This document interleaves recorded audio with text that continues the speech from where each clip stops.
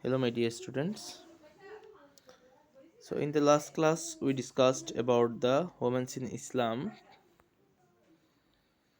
and in the last paragraph, we discussed about the Quran defines woman's role. So, today we are going to start different but complementary roles. Islam has given woman as high esteemed. The Quran regards man and woman as the equal in personal basic values.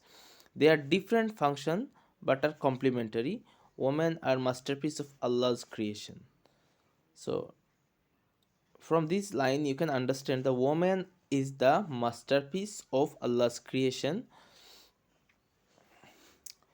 In the hands of woman, the future of the world is entrusted. So they are much valuable, they are more valuable. You cannot compare that man is more valuable and woman is more valuable. All are valuable in their own way. All are valuable in their in their own way. The real foundation of woman's dignity is the same as that of man. Both are equally liable to fall into weak ways and equally capable of following the right path. So whatever we do by our works, we are getting values in the society, but Allah has given the equal value to man and woman. Now, who is superior, man or woman? This is a huge question among us, that who is superior, man is superior and woman is superior. Most of time we say that man is superior than the woman. This type of debate is useless. If I say this type of debate is useless, Islam has given men and women in different roles. They are totally different from one another. Then why we are comparing one to another?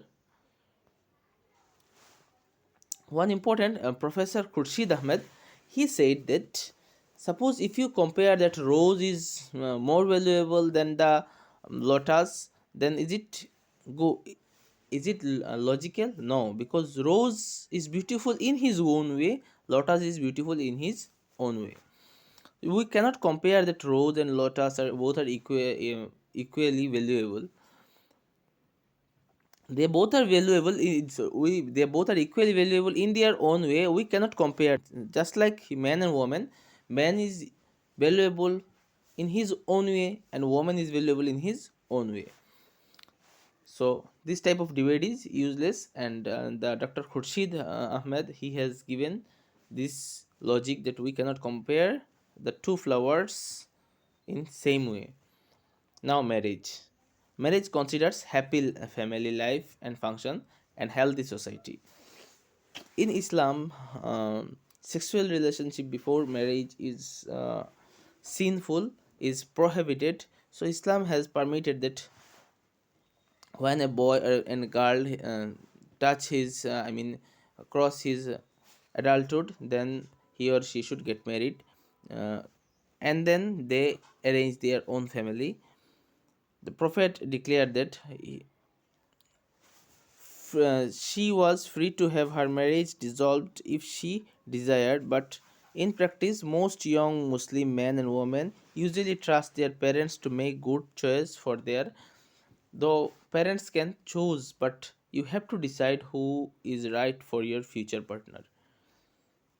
Now, mahar. Mahar, when a Muslim woman is married, Islam requires the bridegrooms to give her a dowry or mahar. This is dowry or mahar, but it is not mentioned that how much you have to give. It is in between the boy's family and the girl's family. They will decide whatever they will decide, that will be the mahar. If they decide that only 10,000 will given by the boy's family to the girl, then it is also mahar.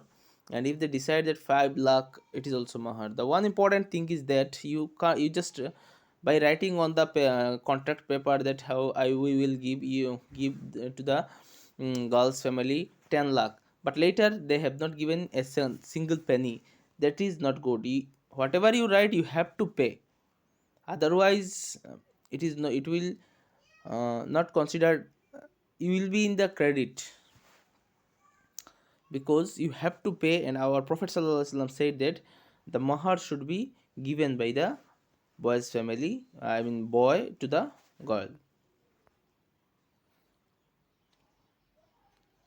Man's treatment of the wives. The Prophet repeatedly used Muslim men to treat their women folk with kindness and respect.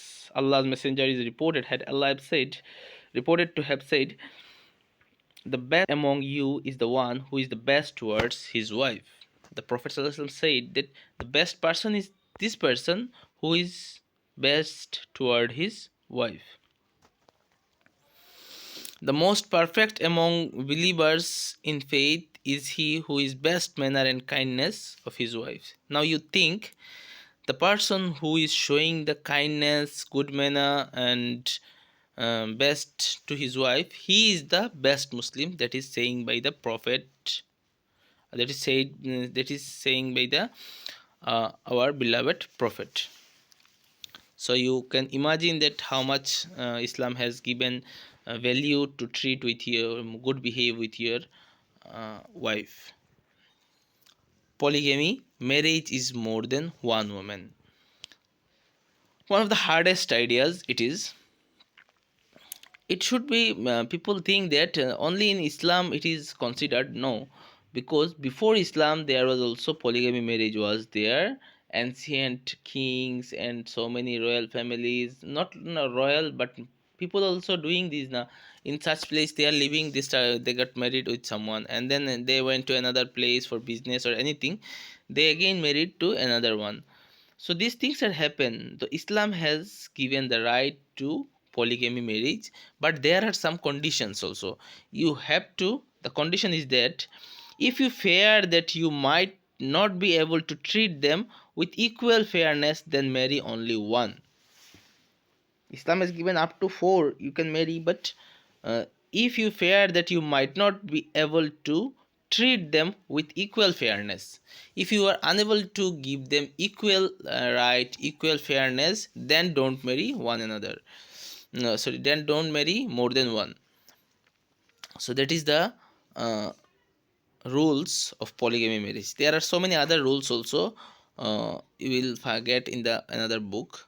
Okay, now divorce is one of the worst thing which is allowed by the Islam is practical religion. The permits divorce, it permits divorce, but the Prophet said, in the sight of Allah, the most hateful of the thing allowed is divorce. The most hateful from Allah, it is the most hateful thing. Can you imagine?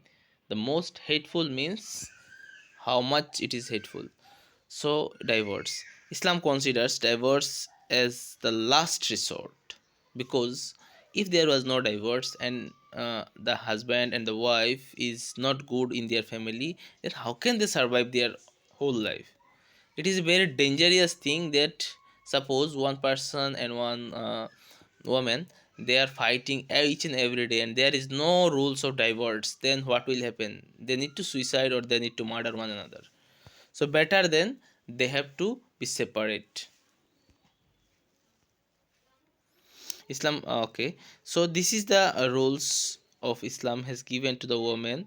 Divorce is also one of the important thing for the woman. Sometimes women are getting uh, ill tolerated by the families of husband, so they can divorce, they can appeal for the divorce. So these things are given by the Islam. The question answer will be provided very soon to the, so by the school. So you have to read the chapter, and the your homework is, wait, right,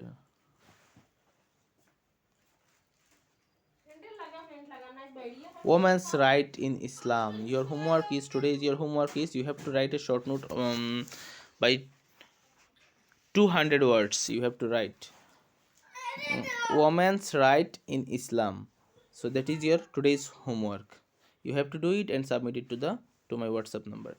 Thank you for attending the class.